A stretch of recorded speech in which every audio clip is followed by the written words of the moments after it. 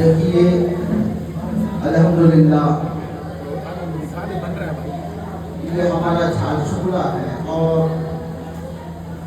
یہ جھارسگڑا ہی کا رہنے والا ہے، لیکن ان کا تعلق ہے بنگال سے، اسی لیے اپنا کلکتوی کے نام سے مشہور ہے۔ بڑی اچھی آواز میں اور بڑے اچھے انداز میں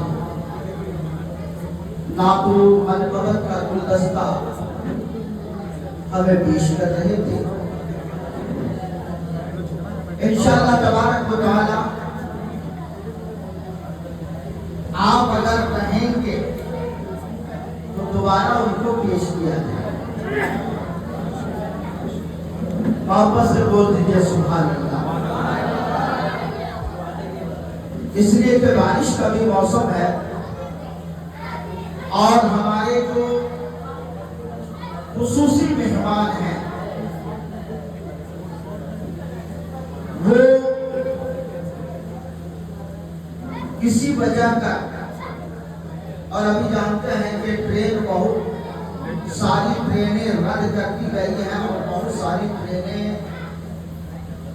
لیٹ بھی چل رہی ہیں۔ حضرت کی آمد ہونے والی ہے انشاءاللہ تبارک و تعالیٰ۔ تھوڑا سا دل جمعی کے ساتھ بول دیجئے یا رسول اللہ۔ دل دیوانہ میرے حضور کا ہے،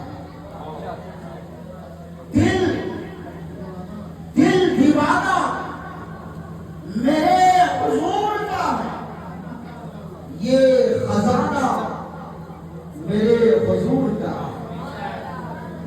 دل دیوانہ میرے حضور کا ہے، یہ خزانہ میرے حضور کا ہے، اور عرش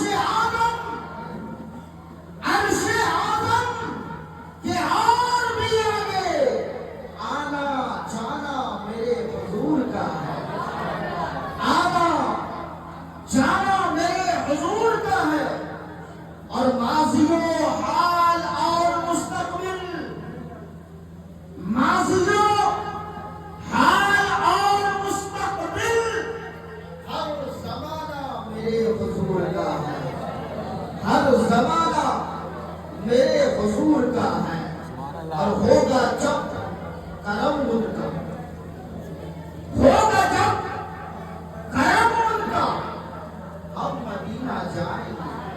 واپس سے بولتے سبحان اللہ۔ ہر عاشق مصطفیٰ کی یہ طرف اور یہ تمنا ہوتی ہے کہ دکھا دے یا الہی وہ مدینہ کیسی بستی ہے جہاں رات دن مولا پہ رحمت برستی ہے۔ اللہ سے دعا ہے کہ میلاد مصطفیٰ کے صدقے میں ہم سب کو روضہ مصطفیٰ کی زیارت نصیب عطا فرمائے۔ واپس سے بول دیجئے آمین۔ ہوگا جب کرم ان کا ہم مدینہ جائیں گے، اور سنہری چالی سے دل کو جگمگائیں گے، اور کاٹ لو زباں چاہے سر قلم کرو، لیکن کاٹ لو زباں چاہے سر قلم کرو، لیکن ذکر سے کبھی ان کے پاس ہم نہ آئیں گے، ذکر سے کبھی ان کے پاس ہم نہ آئیں گے۔ اور مصر میں تو یوسف پر انگلیاں کٹی تھی، مگر مصطفیٰ پہ دیوانے گردنیں کٹائیں گے، مصطفیٰ پہ دیوانے۔ وہ حضرت یوسف علیہ السلام جن کے حسن کا واقعہ آپ نے سنا ہوگا، قرآن میں بھی حضرت یوسف کے حسن کا چرچا کیا گیا۔ حضرت یوسف علیہ السلام اتنے حسین و جمیل تھے کہ اللہ تبارک و تعالیٰ کے جانب سے انہیں حکم ملا تھا، اے یوسف اگر تم گھر سے باہر نکلو تو چہرے کو یوں ہی بے چہرے پہ نقاب ڈال دیا کرو۔ حضرت زلیخا نے جب حضرت یوسف کی ایک جھلک کو دیکھا حضرت یوسف پر فریفتہ ہو گئی۔ آپ نے سنا ہوگا کہ یوسف علیہ السلام کے اوپر جب حضرت زلیخا فریفتہ ہوئی تو ان کی سہیلیوں نے تانا دینا شروع کر دیا کہ غلام کے اوپر تم عاشق ہو گئی۔ حضرت زلیخا نے کہا تھا تم نے یوسف کو نہیں دیکھا، اگر تم یوسف کو دیکھ لو گے تو تم اپنے آپ کو ان کے قدموں میں نچھاور کر دو گے۔ میرے دوستو القصہ مختصر یہ کہ دنیا والوں نے دیکھا، تاریخ میں یوں آیا ہے کہ یوسف علیہ السلام کو حضرت زلیخا نے پردے کے پیچھے رکھ دیا، اپنی سہیلیوں کو بلایا، اپنے ہر ایک کے ہاتھ میں پھل دے دیا، چھری دے دیا اور کہا کہ ابھی کاٹنا نہیں، جب میں حکم دوں تب یہ چھری اپنے پھل کے اوپر چلانا۔ حضرت یوسف علیہ السلام کو پردہ سے نکالا گیا، ساری عورتوں سہیلیوں سے کہا گیا کہ اے عورتوں اب اپنے ہاتھ میں رکھے ہوئے پھلوں کو کاٹنا شروع کرو۔ جب ان عورتوں نے حضرت یوسف کے جمال کو دیکھا، ان کے حسن کو دیکھا تو فریفتہ ہو گئی، اور اس قدر فریفتہ ہو گئی جب ان لوگوں کے ہاتھوں سے وہ پھل گر گیا، ہر ایک کی انگلیاں کٹ گئی۔ مصر میں تو یوسف پر انگلیاں کٹی تھی، مگر حضرت یوسف کی خوبصورتی کو میں آپ کے سامنے بیان کرنا چاہتا ہوں۔ حضرت یوسف اتنے خوبصورت تھے کہ جب مصر کا بادشاہ بنے، مصر کا حکمراں بنے، جب حضرت مصر کا حضرت یوسف علیہ السلام مصر کا بادشاہ بنے تو میرے دوستوں آپ کے علاقے میں، آپ کے ملک میں قحط سالی آ گئی، قحط سالی آ گئی، لوگ قحط سالی غلہ نہیں ہے، کسی کے گھر میں کھانا کا نہیں ہے، پانی کے لیے لوگ تڑپ رہے ہیں، بارش نہیں ہو رہی ہے، غلہ آنے میں 3 مہینے کا وقت لگے گا۔ حضرت یوسف علیہ السلام پریشان ہو گئے، لوگ آئے اور کہا کہ حضور اللہ کی بارگاہ میں دعا دیجیے، بارش نہیں ہو رہی ہے، کنویں سوکھ گئے، ندی سوکھ گئی، تالاب سوکھ گئے، لوگ بھوکے پیاسے تڑپ رہے ہیں، جانور بھی مر رہے ہیں۔ اے یوسف علیہ السلام خدا کی بارگاہ میں دعا دیجیے۔ کہ یوسف علیہ السلام نے اللہ کی بارگاہ میں دعا کیا تو رب نے فرمایا اے یوسف میں نے تمہیں جمال کس لیے دیا، میں نے تجھے حسن کس لیے دیا ہے، تمہیں خوبصورتی کس لیے دیا ہے؟ اے یوسف جو بازار میں جا کر کے کھڑے ہو جاؤ، اپنے چہرے سے نقاب کو ہٹا دے، جو تمہاری صورت کو دیکھ لے گا اسے نہ 3 مہینے تک بھوک کا احساس ہوگا نہ پیاس۔ مصر میں تو یوسف پر انگلیاں کٹی تھی مگر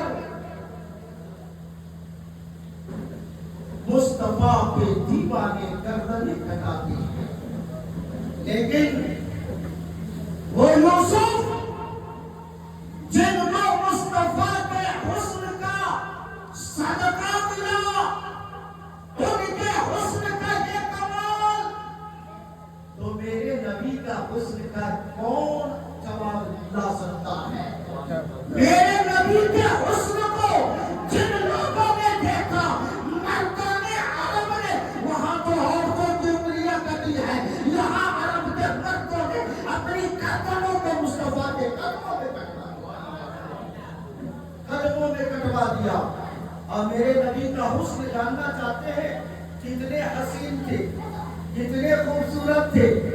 میں تو دعوے کے ساتھ کہتا ہوں کہ میرے نبی کو نہ حضرت ابو بکر نے دیکھا، نہ حضرت عمر نے دیکھا، نہ عثمان ذو النورین نے دیکھا، نہ علی مرتضیٰ نے دیکھا، نہ فاطمہ الزہرا نے دیکھا، نہ حسن مصطفیٰ نے دیکھا، نہ حسین سید الشہداء نے دیکھا۔ میرا نبی کا وہ جمال تھا، کسی نے میرے نبی کی اصل صورت کو نہیں دیکھا۔ یہ کہاں سے ثابت ہے؟ جب نہیں دیکھا تو صحابی کیسے ہوئے؟ نہیں دیکھا تو صحابی کیسے ہوئے؟ میرے نبی کی بارگاہ میں ایک بار ابو جہل میرے نبی کے سامنے سے گزرے اور میرے نبی کو دیکھ کر کے ابو جہل نے کہا اے محمد ابن عبداللہ، آپ کے جیسا بدصورت انسان آج تک میں نے دنیا میں نہیں دیکھا، آپ کے جیسا بدصورت انسان کسی ماں نے آج تک جنم نہیں لیا، آپ کے جیسا انسان میں نے دنیا میں نہیں دیکھا. مصطفیٰ مسکرائے اور کہا صدقت، اے ابو جہل تم نے سچ کہا. تھوڑی دیر کے بعد ابو بکر کا گزر ہوتا ہے. ابو بکر نے جب حسن جمال مصطفیٰ کو دیکھا تو کہا یا رسول اللہ، آپ کے جیسی صورت والا انسان کو آج تک کسی ماں نے اپنے پیٹ سے پیدا نہیں کیا. آپ حسین ہو، آپ جمیل ہو، آپ خوبصورت ہو، آپ خوبصورت ہو. آپ کا چہرہ چاند سے بھی زیادہ چمکدار نظر آتا ہے. میرے نبی نے فرمایا صدقت. صحابہ پریشان ہو گئے، کہا یا رسول